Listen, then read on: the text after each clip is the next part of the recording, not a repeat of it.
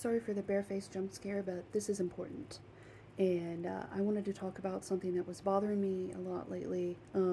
Doesn't have to do with anything necessarily political right now, but it just bothers me how when the news is reporting on, someone doing something heinous to someone, that they use self-censored language.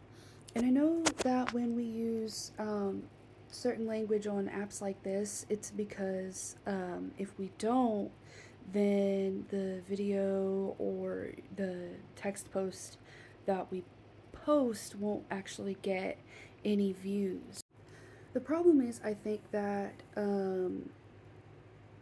we still need to try and use the actual words, the actual language that makes sense for what we're describing, because when we do use roundabout language, even if we know what it means, it kind of removes it a little bit from what it actually is.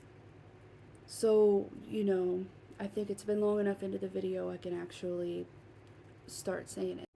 So the most recent example I can think of is there was a married couple that was murdered in Columbus, Ohio, and they've been reporting on it both nationally and locally because, I live in Ohio, and they found who they think did it. I mean, they're pretty certain it was her ex-husband, and he was very abusive, and she had a protective order against him, I think, which, I mean, it's just a piece of paper that doesn't actually stop people from, coming after you. But one of the charges was,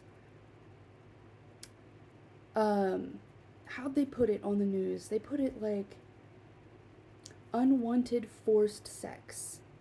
And I need you to know that unwanted forced sex is just rape. It's rape.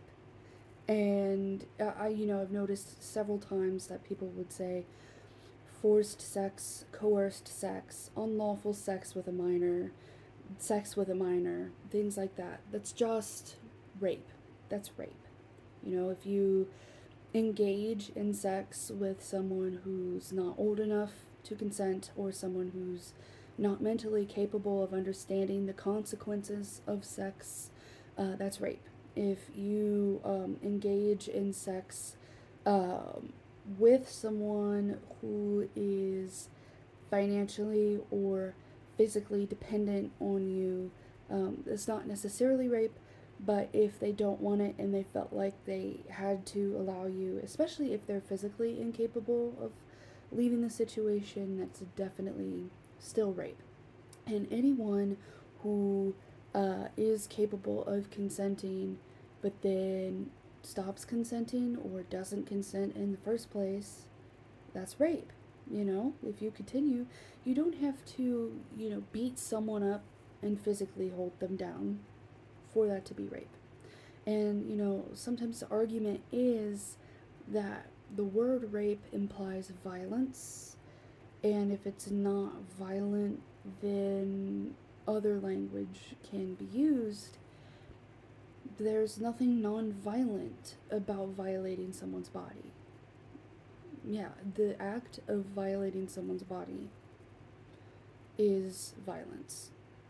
Again, you don't have to beat someone up for that act to be violent. It just is already violence against someone. So, I don't know. It's just, say the word.